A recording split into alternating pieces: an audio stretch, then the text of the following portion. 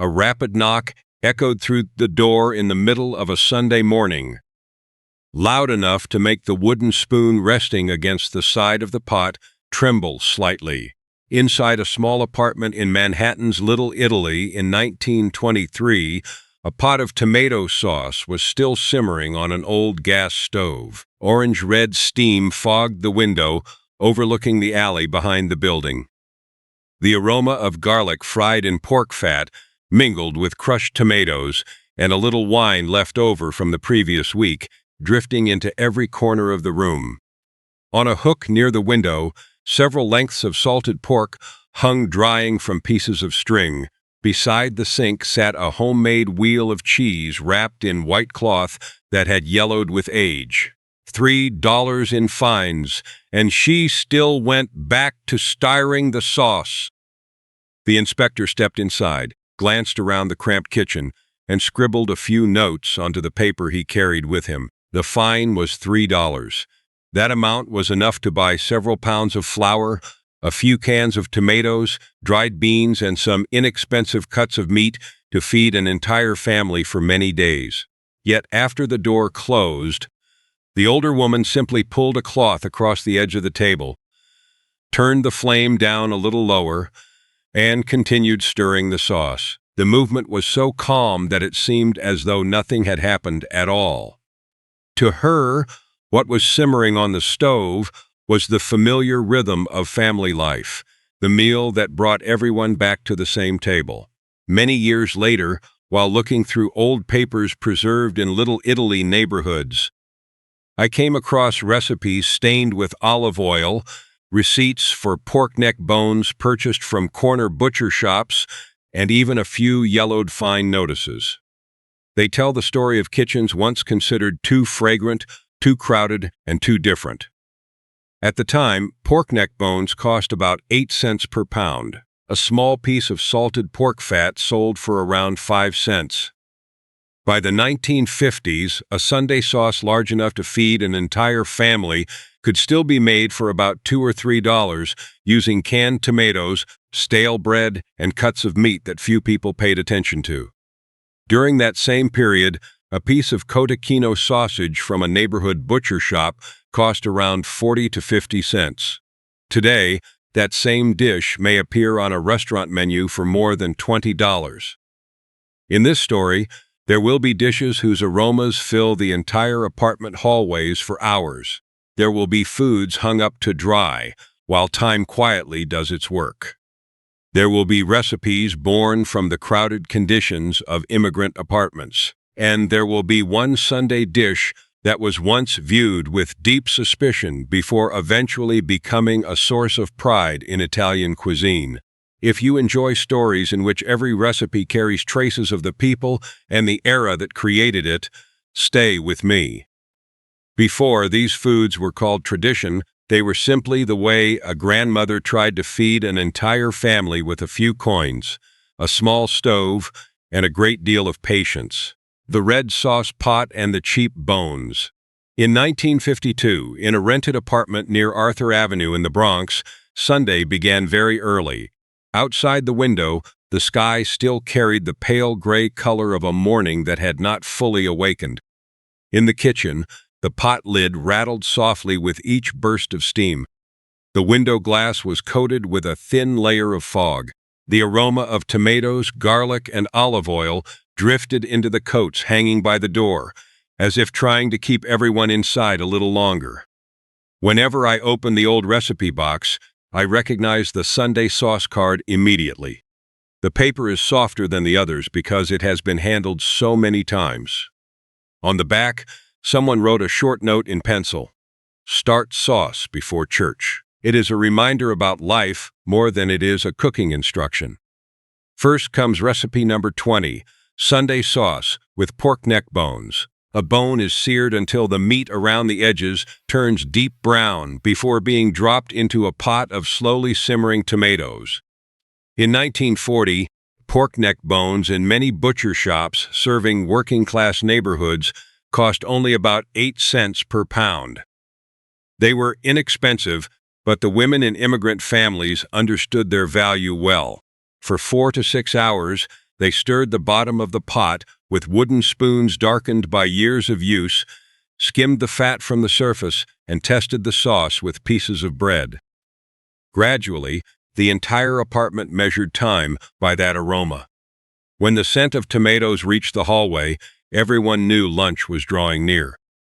Next comes recipe number 19, meatballs stretched with stale bread. On the kitchen table, loaves of bread from the previous day were torn apart and soaked in milk. The crumbs softened beneath the fingertips before being mixed with ground beef, eggs, garlic, and cheese. In 1951, ground beef cost approximately 45 to 55 cents per pound, expensive enough that families searched for ways to make it go farther. The meatballs were rolled by hand, lightly fried, and then dropped into the red sauce. Some were perfectly round. Others came out slightly misshapen. The children gathered around the stove never seemed to care. Then comes recipe number 18, bracioles stuffed with hard-boiled eggs. A thin slice of beef is pounded flat on a wooden table, sprinkled with breadcrumbs, parsley, and garlic, then rolled tightly around a hard-boiled egg. In 1948, thinly sliced beef could cost around 60 to 70 cents per pound, so every roll of meat was stretched through skill and patience. After many hours of braising in the sauce, each slice revealed a golden ring of egg yolk surrounded by meat and deep red tomato sauce. Seen from across the table, it made the meal appear far richer than the money spent to create it. And before the sauce is poured over the pasta, before the chairs around the table begin to fill, there are still ingredients in that kitchen quietly waiting their turn. There is pork fat, pork skin, scraps of meat, and the parts that seem ordinary and unimportant, the very things that carried countless families through their hardest years. When not, a single part of the pig was wasted. After the Sunday sauce pots that simmered all day and the meatballs stretched with stale bread, the recipe box leads me into another layer of memory, one that feels heavier and closer to the realities of working-class life. Among the yellowed recipe cards is a small piece of butcher paper, stiff with old grease. The pencil writing on it has nearly faded away with time. Fatback, 5 cents. I stare at it for a long moment. A scrap of paper like that has little value to anyone except the person who once had to count every penny to feed an entire family. In 1938, at many butcher shops in East Harlem, the finest cuts of meat were displayed prominently in the front cases, but many Italian grandmothers asked first about pork skin, pork fat, and bones. They understood that those were the parts most capable of carrying a family through a thin paycheck. Continuing that story is recipe number 17, salted pork fat on toast. A slice of bread was held directly over the flame of a gas stove until the edges darkened and became lightly crisp. While the bread was still hot, Grandma dragged its surface across a piece of white salted pork fat. The fat melted immediately, creating a glossy sheen beneath the weak yellow kitchen light. That year, a piece of fatback like that cost only about 5 cents. She rubbed the bread with a little garlic, sprinkled some pepper, and handed it to a man preparing to leave for the factory or the docks. It was a simple breakfast, but one capable of keeping him on his feet for many hours. Some things are leftovers to one person and valuable fuel to another. From there, the kitchen moves to recipe number 16, ciccioli, crisp pieces of rendered pork skin and cracklings. After the lard had been rendered, the remaining skin and bits of meat were pressed together and fried again until deeply golden. The crackling sound of hot fat popping echoed throughout the apartment. The rich aroma clung to curtains, furniture, and even the hallway outside. In 1960, a small bag of ciccioli cost only about 10 to 15 cents. Children crumbled it over bread, while adults served it alongside hot polenta. In those kitchens, the most important question was never which part tasted best. The question was which part could still feed someone. Then comes recipe number 15, cotechino slowly simmered with lentils. Steam covered the winter windows while the sausage cooked very gently on the stove. In 1950, a piece of cotechino usually cost around 40 to 50 cents at neighborhood butcher shops. After hours of simmering, the skin became so tender that the knife seemed to glide through it on its own. Grandma sliced it and served it with steaming lentils on the side because those small lentils resembled coins and carried wishes for a new year that would be easier than the last. The entire family gathered around a small table, listening to the faint crackle of the radio on New Year's Eve and sharing portions that still sent steam into the air. Whenever I look back at these three dishes, I feel as though I am seeing more than food. I see people who knew how to make use of everything they had. And while some dishes were still quietly simmering on the stove, others rested in more hidden places, hanging in back rooms, tucked away in basements, or sitting inside tubs so large that neighbors began asking one another what that family could be preparing. Meat hanging in the back room, wine hidden in the basement. At some point, while turning through the old papers in the recipe box, I realized that many of the most important foods in immigrant families were not actually on the stove. Among the olive oil-stained recipe cards was a worn piece of string and a scrap of paper written in Italian. The hurried pencil handwriting contained only a few words reminding someone in the family to change the water for the fish before going to bed. A single line like that is enough to open a window into an apartment of the 1950s, where food seemed to occupy every corner of the home. Recipe number 14 takes us into the back bedroom of many families in Little Italy. Near a slightly open window, several lengths of sopressata hung quietly from a cord. Beneath them stood a narrow bed covered with wool blankets and a wooden chair piled high with clothes that had not yet been folded. In 1954, a batch of homemade sopressata usually cost around $2 to $3 for the meat, salt, and seasonings. The meat was finely chopped, thoroughly mixed, stuffed into casings, and tied before being hung in a place with a gentle flow of air.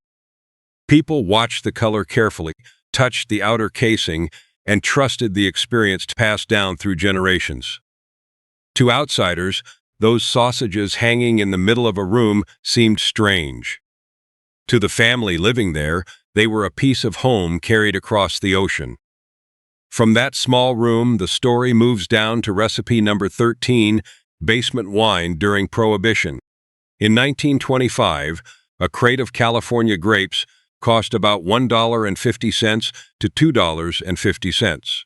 When autumn arrived, many families saved money to buy grapes and carried them into the basement, where they crushed them inside large wooden barrels. The scent of fermenting grapes mixed with the smell of damp wood, creating an aroma all its own. After a few weeks, the wine was poured into old bottles and hidden beneath the stairs.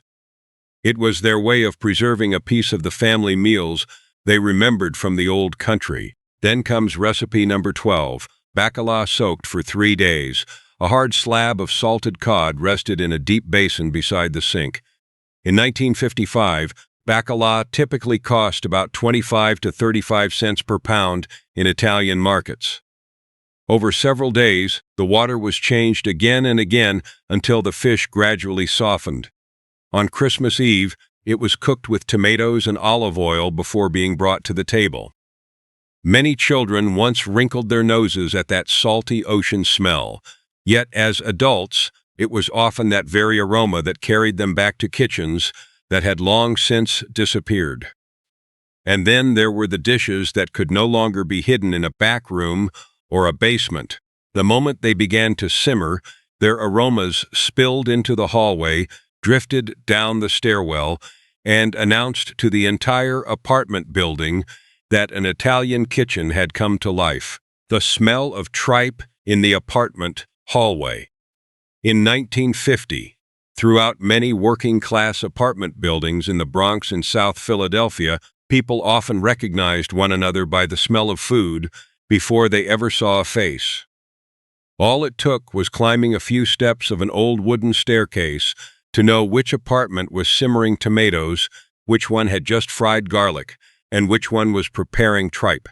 Even today, whenever I open those old recipe cards again, I remember that feeling vividly.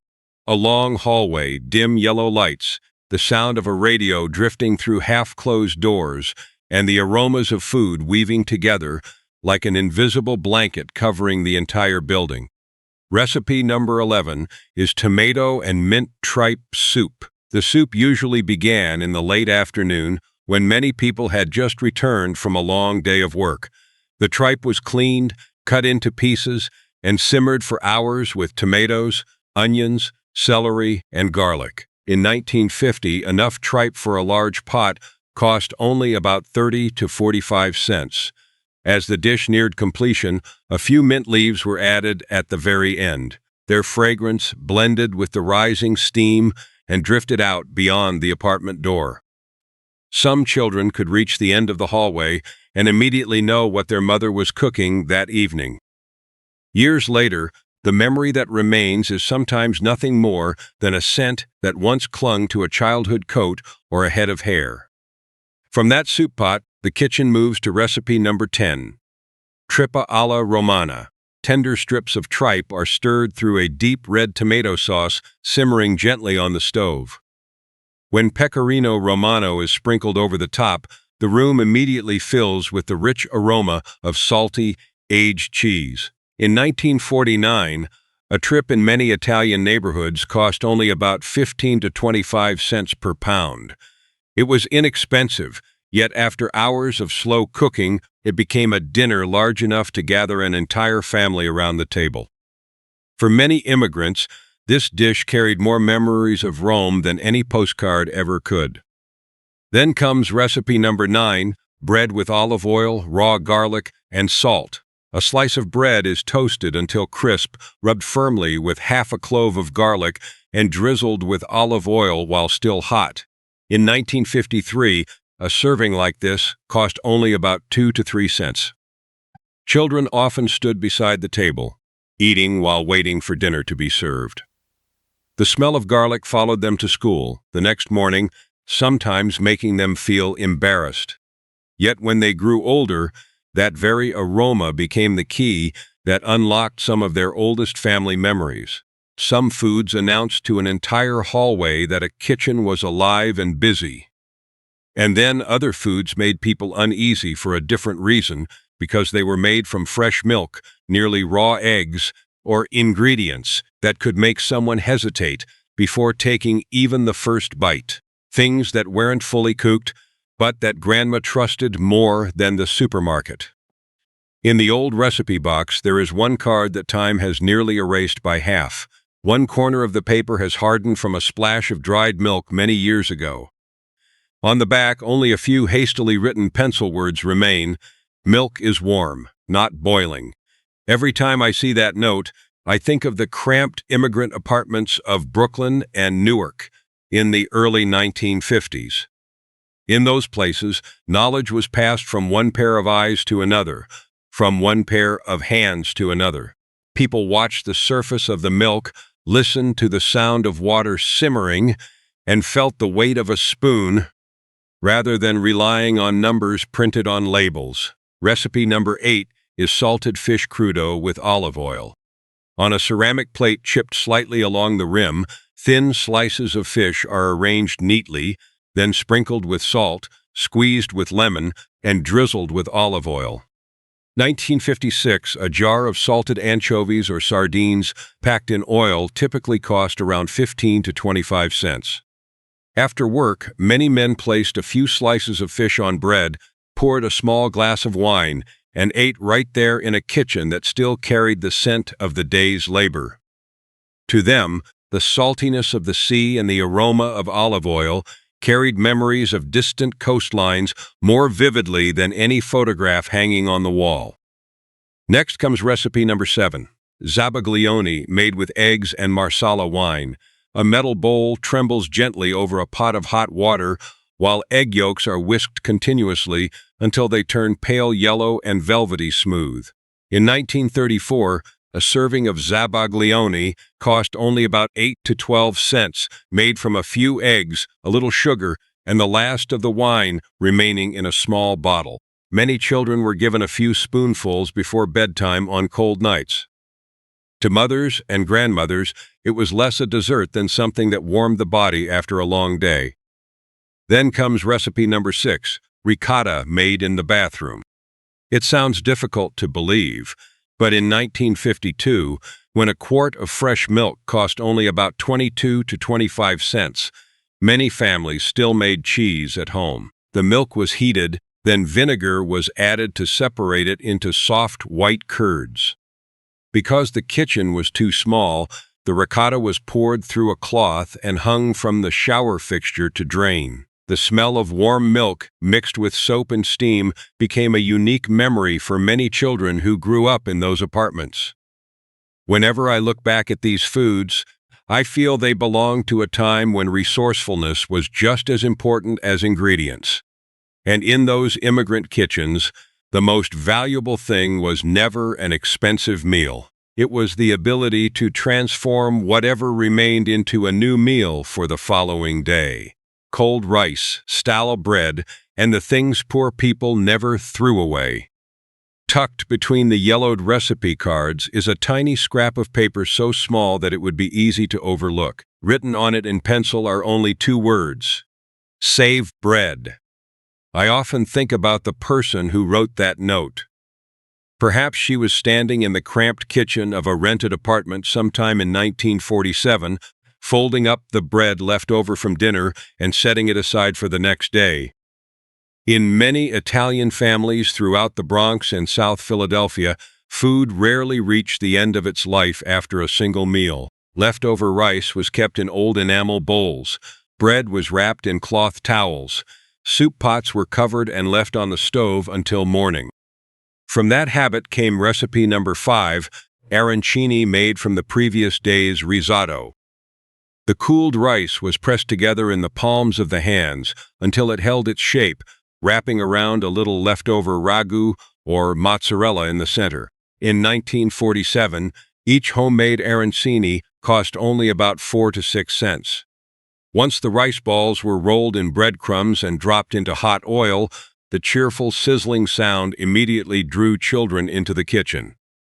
Today, many people know arancini as a famous street food. For working families back then, it was simply a way to turn yesterday's dinner into tomorrow's lunch. From leftover rice, the kitchen moves to recipe number 4, ribollita.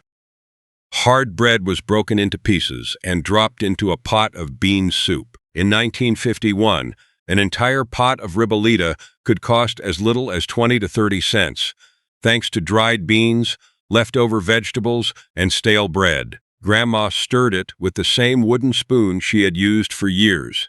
Gradually, the bread dissolved into the soup, making it thicker, richer, and capable of warming an entire family on a cold day. Then comes recipe number 3, polenta with a fried egg and gorgonzola. The cornmeal was stirred continuously until smooth and creamy. A fried egg was placed on top, its soft yolk gently running when cut. In 1949, a serving like this cost only about 12 to 18 cents. A small piece of gorgonzola was added last so it could slowly melt into the heat. Many families bought very little cheese, so every slice was carefully measured. Yet the moment that aroma filled the room, the entire apartment seemed to carry the feeling of home. Whenever I look back at these dishes, I see thrift, ingenuity, and an appreciation for what people already had. And then when Sunday arrived, the rhythm of the kitchen began to slow. The sauce pot stayed over a low flame from early morning. Mozzarella was stretched by hand, and the small table gradually became crowded with people who simply wanted to remain together a little longer. A Sunday meal trying to become a celebration. The last card in the recipe box is always the one I pick up most slowly. Its edges have curled from years of being splashed with sauce. On the back, there are only 2 short words written in pencil. Keep stirring. Every time I read them, I feel they are no longer instructions for a pot. They sound more like a reminder to keep the kitchen warm, to keep the table full of people, and to make Sunday last a little longer. In 1952, in many Italian apartments throughout New York, the smell of red sauce filled the air before the sun had even climbed high into the sky. A radio played softly in the corner, children ran between the chairs, and the adults knew that a special day had begun. Recipe number 2 is hand-stretched mozzarella on a Saturday morning. A block of white curd was dipped into hot water and pulled into long, silky strands. In 1950, a batch of homemade mozzarella usually cost around 35 to 50 cents in milk and salt. Grandma's hands turned red from the heat, yet she patiently stretched and folded until the cheese became smooth and glossy. On the old wooden table, droplets of water still gave off steam, while the children waited for the scraps of mozzarella that had not yet been shaped into balls. Today, cheese arrives neatly packed inside cold plastic containers. Back then, it was an entire morning filled with steam, damp towels, and laughter around the kitchen table. And then comes recipe number 1, all-day meat sauce, the heart of this entire story. At about 7 o'clock in the morning, garlic met olive oil at the bottom of the pot. Then came the browned bones, the lightly fried meatballs, and the sausages slowly releasing their rich juices. In 1952, an entire pot of sauce large enough for a big family cost only about $2 to $3, made from pork neck bones costing 8 cents per pound, ground meat priced around 45 to 55 cents, along with canned tomatoes and stale bread. The sauce simmered gently for hours. From time to time, Grandma lifted the lid, stirred the bottom of the pot, and tasted the sauce with a piece of bread. By late morning, the aroma had drifted through the stairwells and hallways. Anyone passing by knew it was Sunday, but the most memorable part was never inside the pot. What remained was the feeling of everyone sitting close together around the table, passing bread from hand to hand, retelling old stories, and eating more slowly than usual. For many immigrant families, that pot of sauce created a sense of abundance from very ordinary ingredients. Then the decades passed. Those apartments gradually changed, yet some aromas continue to live on in the memories of the children who once grew up around those Sunday tables, the backyard, the wood fire, and the food that could feed an entire neighborhood. In 1958, on a Sunday afternoon in New Jersey, the backyard table was extended once again with an old wooden plank. A collection of mismatched chairs was carried out of the house. A bottle of wine made in the basement stood beside a basket of garlic bread that was still warm. Inside the kitchen, the pot of red sauce remained hot, even though lunch had ended hours earlier. The back door stood slightly open. The aroma of tomatoes, olive oil, and slow-cooked meat drifted into the yard, along with the laughter and conversation of the adults. A child ran past with hands still shiny from oil. A man sitting at the corner of the table sliced thin pieces of sausage with a knife he had owned for many years. A small radio played old Italian songs mixed with the sounds of neighbors calling to one another from the stairways. From a distance, it looked like an ordinary afternoon. But when I opened the recipe box today, I realized that the 20 dishes we have just explored never truly stood alone. They belonged to the same world. A world of cramped rental apartments, corner butcher shops, where the owner knew every customer by name, plastic tablecloths wiped clean again and again for years, and basements carrying the scent of fermenting grapes every autumn. In that world lived women who knew how to turn stale bread into a thick soup, yesterday's rice into tomorrow's meal, and a handful of coins into a Sunday dinner large enough for an entire family. Many of the foods in this story were once criticized for being too strongly smelling. Some caused neighbors to wrinkle their noses while passing through the hallway. Others were dismissed as poor people's food. Yet those very dishes helped communities gather together through some of their hardest years. They carried memories, language, traditions, and a sense of belonging to a place. By the end of the 1960s, many of the children who had grown up around those tables began moving to larger suburban neighborhoods. The lengths of saprasada hanging near the window gradually disappeared. Cloths used to strain ricotta became less common in bathroom showers. Kitchens no longer held the lingering smell of salted fish soaking for days. But memories have their own way of surviving. Many years later, when someone passes an elegant Italian restaurant and suddenly catches the scent of garlic meeting olive oil in a hot pan, they often return to their grandmother's kitchen in their mind before thinking of any other place. And perhaps that is why these old recipes have been preserved to this day. They called it dangerous, and later they called it artisanal. Night has long since settled over the old Little Italy neighborhood. The kitchen is much quieter now than it was when we first opened the recipe box at the beginning of this story. The pot of sauce on the stove has nearly cooked down, leaving a dark ring of tomato along the inside edge. A few breadcrumbs remain on the table beside a knife stained with olive oil, and the cloth once used to strain ricotta is still slightly damp. Beneath the recipe box rests a fine notice that was folded in half many years ago. I sit for a while longer before pulling the final card from the stack of old papers. There is no lengthy recipe written on it, only a few brief lines scribbled by a hand far more accustomed to cooking than to writing. Start sauce early, save bread, don't waste bones, use the good oil, keep stirring. Those words tell more about life than many cookbooks ever could. They speak of women who fed entire families with experience, memory, and patience accumulated over the years. What has always made me think is how many of the foods in this story were once viewed with suspicion.